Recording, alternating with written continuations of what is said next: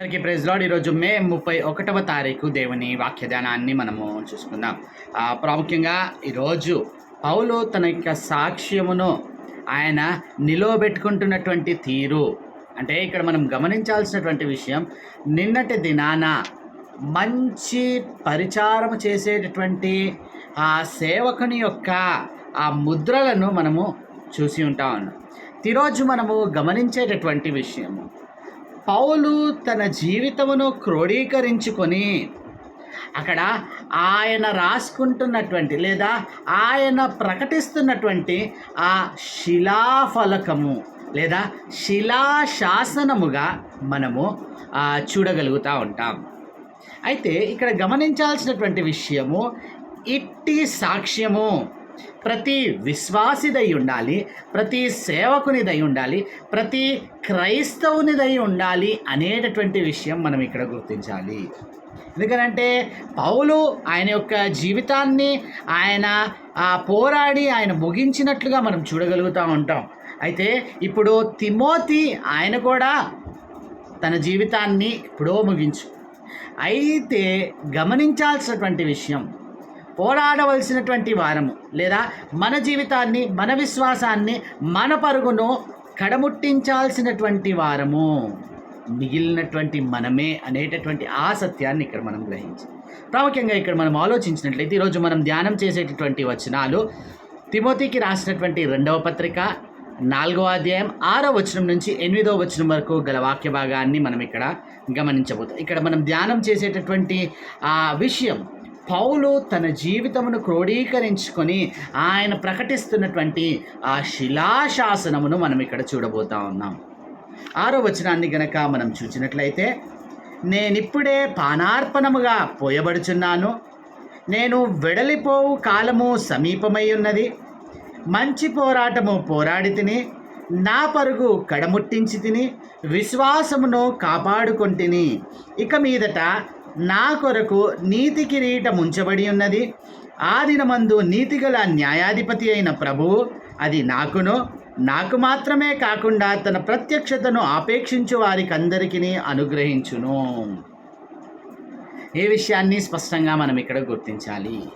అయితే ఇక్కడ గమనించాల్సినటువంటి విషయం, పౌలు యొక్క స్థితి అంటే చనిపోయే ముందు లేదా మరణకాల సమీపమందు ఆయన రాస్తున్నటువంటి మాటలు ఇవి.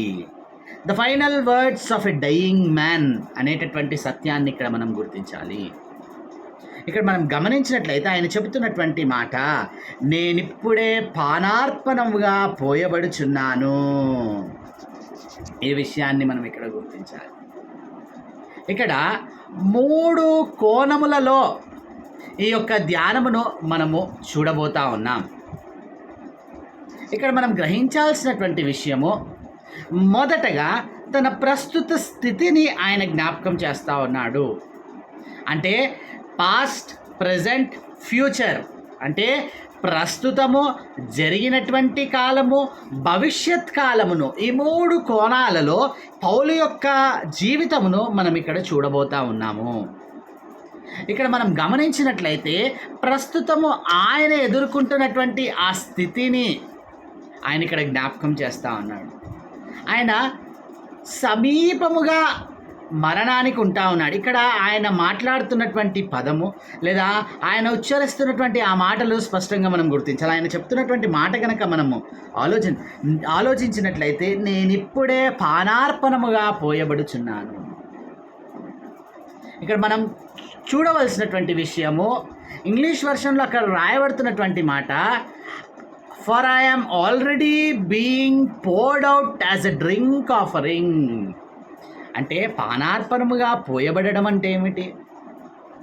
ఇక్కడ మనం గమనించాల్సినటువంటి విషయం, పాత నిబంధన కాలంలో వారు అర్పించేటటువంటి ఆ బలులు, ఏదైతే యాజకుడు బలిని అర్పించేటటువంటి క్రమంలో, దాన్ని కాల్చేటటువంటి క్రమములో, ఆ పశువును వధించినాక కాల్చేటటువంటి క్రమములో ఆ మంట మండటానికి అది అక్కడ పానార్పణము, డ్రింక్ ఆఫరింగ్ పోయడం మనం చూస్తాం.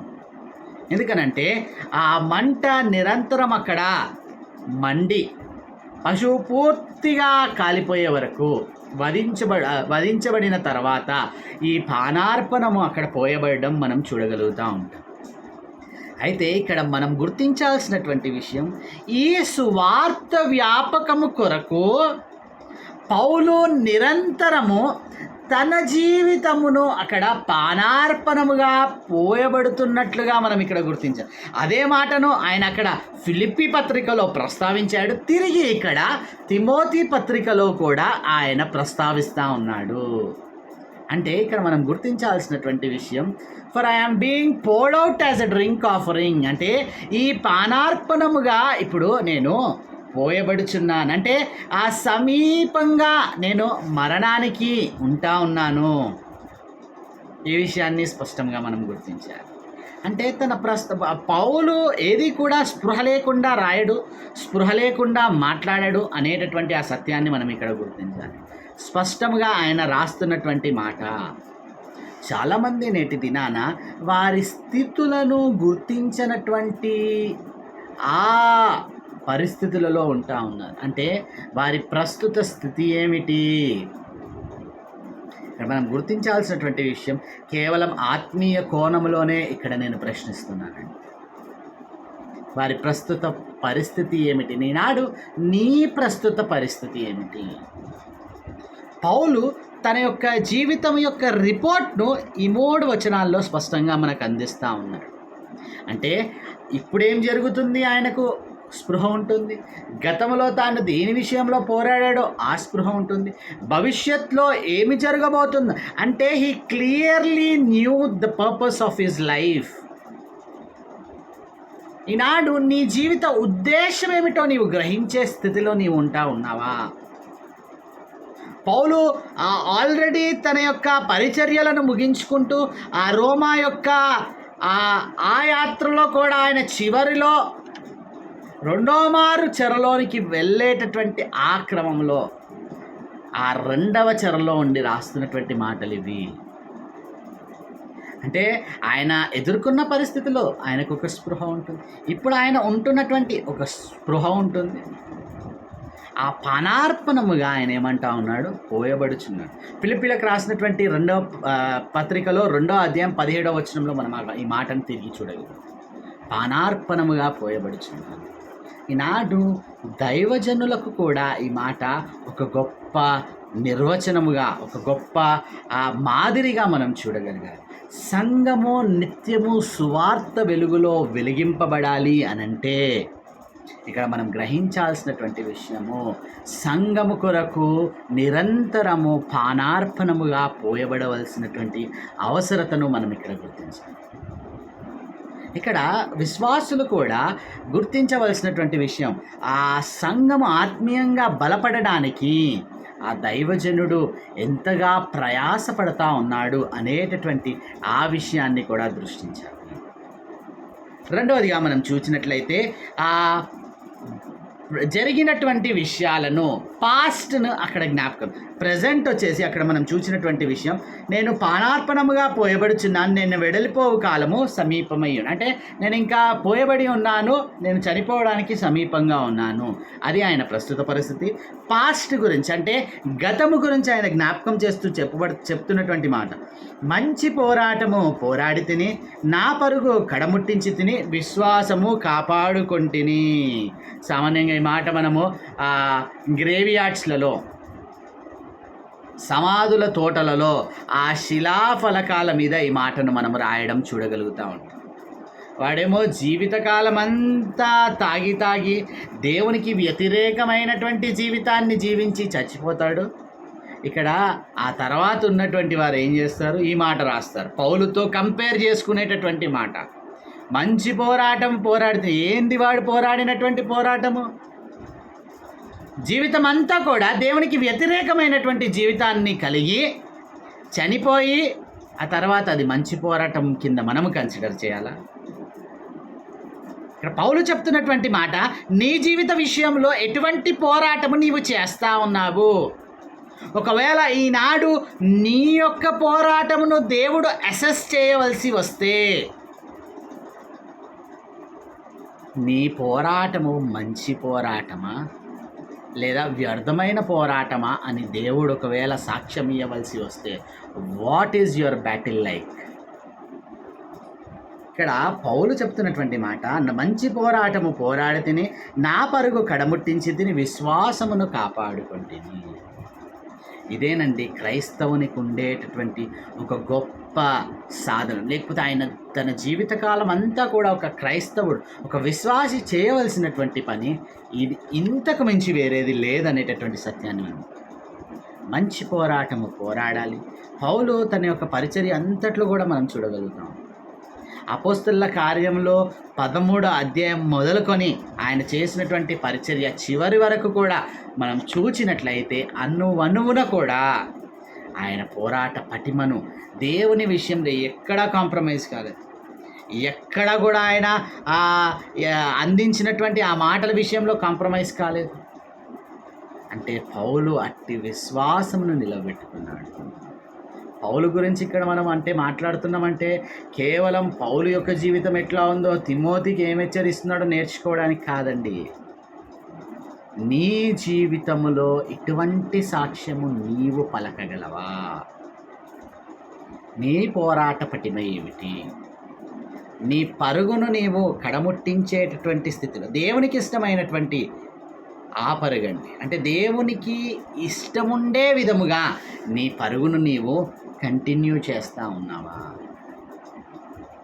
విశ్వాసమును కాపాడుకునేటటువంటి బిడ్డగా అనుదినము నీ సిలువనెత్తుకొని నీవు నడుస్తూ ఉన్నావా? ఇది గతంలో జరిగినటువంటిది. భవిష్యత్తులో ఆయన ఎదుర్కొనేటటువంటి పరిస్థితిని కూడా అక్కడ జ్ఞాపకం చేస్తూ ఉన్నాడు. 8వ వచనం, ఇక మీదట నా కొరకు నీతి కిరీటం ఉంచబడి ఉన్నది. ఆ దినమందు నీతిగల న్యాయాధిపతి అయిన ప్రభు అది నాకు మాత్రమే కాకుండా తన ప్రత్యక్షతను అపేక్షించి వారికి అందరికీ అనుగ్రహించును.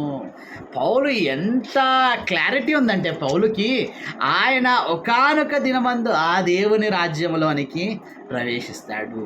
That clarity should be there in your lifes. ఆ క్లారిటీ అనేది మన జీవితాల్లో ఉండాలి. నేను చనిపోయినాక ఖచ్చితంగా ఆయన ఇంటికి, ఆయన రాజ్యంలోనికి నేను ప్రవేశిస్తాను. ఆ క్లారిటీ మనం మిస్ కావద్దండి మన జీవితాల్లో. ఎంత స్పష్టంగా చెప్తా ఉన్నాడు, నేను నా కొరకు ఒక నీతి కిరీటం ఉంచబడి ఉంది. ఆ నీతి గల న్యాయాధిపతి అది నాకు పెట్టడానికి సిద్ధంగా ఉన్నాడు. అది నేను పొందుకోవడానికి సిద్ధంగా ఉన్నాను అంట. ఆ క్లారిటీ నీకుందా భవిష్యత్తులో? అందుకనే పౌలికడ కేవలము నాకే ఇది సొంతం అని అంటలేదండి. కేవలం నాకు మట్టుకే కాదు, తన ప్రత్యక్షతను ఆపేక్షించు వారందరికీ. నాడు ఆయన ప్రత్యక్షతలను ఆపేక్షించడానికి, లేకపోతే ఆయన యొక్క ఆ వెలిగింపును అనుదినము పొందుకునేటటువంటి బిడ్డగా నీవు ఉంటే కేవలం పౌలుకే కాదండి, నీ కొరకు కూడా ఓ నీతి కిరీటం ఉంచబడి ఉంది. ఆ నీతి గల న్యాయాధిపతి నీకు పెట్టడానికి కూడా సిద్ధపడి ఉంటా ఉన్నాడు. అయితే అటువంటి గొప్ప నిశ్చయత, అటువంటి గొప్ప క్లారిటీ భవిష్యత్తులో నేను ఆయన రాజ్యంలో ప్రవేశించి అట్టిది పొందుకుంటాననేటటువంటి ఆ నిశ్చయత నీ జీవితంలో ఉంటుందా? ఈ విషయాన్ని స్పష్టంగా మనం పౌలు యొక్క జీవితాన్ని క్రోడీకరించుకొని ఈ 3 విషయాల్లో చక్కగా మనకు చూపిస్తాం. ప్రస్తుతము ఆయన పానార్పణముగా పోయబడుచున్న మరణకాలమునకు సమీపముగా ఉంటా ఉన్నాడు. అట్లాగే రెండవదిగా మనం అక్కడ గమనించినట్లయితే గతమును గురించి ఆయన ఎటువంటి పోరాటం పోరాడాడో, మంచి పోరాటం పోరాడి నా పరుగు కడముట్టించి తిని విశ్వాసమును కాపాడుకొంటిని అంట. అటువంటి ఆ మాట నీ జీవితంలో నీవు పలకగలుగుతావా? అట్లాగే చివరిగా భవిష్యత్తు గురించి నిరీక్షణ, గొప్ప నిరీక్షణ, అటువంటి నిరీక్షణ, అటువంటి క్లారిటీ, అటువంటి గొప్ప నిశ్చయత, నా కొరకు నీతి కిరీటం ఉంచబడి ఉంది అనేటటువంటి క్లారిటీ నీ జీవితంలో నీకుంటుందా? You should never miss out this clarity. అక్కడ మనం గుర్తించినట్లయితే మనకు కూడా అటువంటి నీతి కిరీటం పొందుకునేటటువంటి గొప్ప ఆధిక్యత దేవుడు అనుగ్రహిస్తూ ఉంటాడు. కాబట్టి పౌలు చూపించినటువంటి క్రమములో ఒకవేళ నీ గతమును, నీ ప్రస్తుతమును, నీ భవిష్యత్తును గురించినటువంటి ఒక గొప్ప ఉద్దేశము నీకు కనబడతా ఉందా? ప్రార్థన చేసుకో. అత్యంత కృపగల దేవ, అయ్యా పౌలు యొక్క జీవితమును క్రోడీకరించుకొని మాకు అందించబడినటువంటి అద్భుత స్థితిని మేము చూస్తాము. అయ్యా ప్రస్తుతము తాను ఎదుర్కొంటున్నటువంటి పరిస్థితి పానార్పణముగా పోయబడుచున్నానండి. అయ్యా నిజముగా పౌలు తండ్రి దేవ అనుక్షణము ఆ సువార్త సంఘాలకు అందించడానికి అయ్యా నేటి దినాన కూడా తండ్రి దేవ అయ్యా అటువంటి ఒక గొప్ప డాక్ట్రిన్స్ను, థియాలజీస్ సంఘం పాటిస్తున్నామంటే తండ్రి దేవ ఆయన పానార్పణముగా పోయబడి మాకు అందించినటువంటివే అయ్యా తండ్రి దేవ. అట్టి విధముగా తండ్రి దేవ అయ్యా మేము పొందుకున్నటువంటి మేము దారి తప్పిపోకుండా పౌలు తన గతంను గురించి ఎట్టి సాక్ష్యం చెప్తా ఉంది. అటువంటి సాక్ష్యము చెప్పగలిగేటటువంటి స్థితిలో మేము ఉండటానికి అయ్యా భవిష్యత్తును గురించినటువంటి ఎట్టి నిరీక్షణ పౌలు ఇక్కడ కలిగి ఉంటాను. అటువంటి నిరీక్షణ మేము కలిగి ఉండటానికి మీ కృపలో మమ్మల్ని భద్రపరచుకున్నామని యేసు నామములో ప్రార్థించి అడిగి వేడుకుంటున్నాం తండ్రి. ఆమేన్.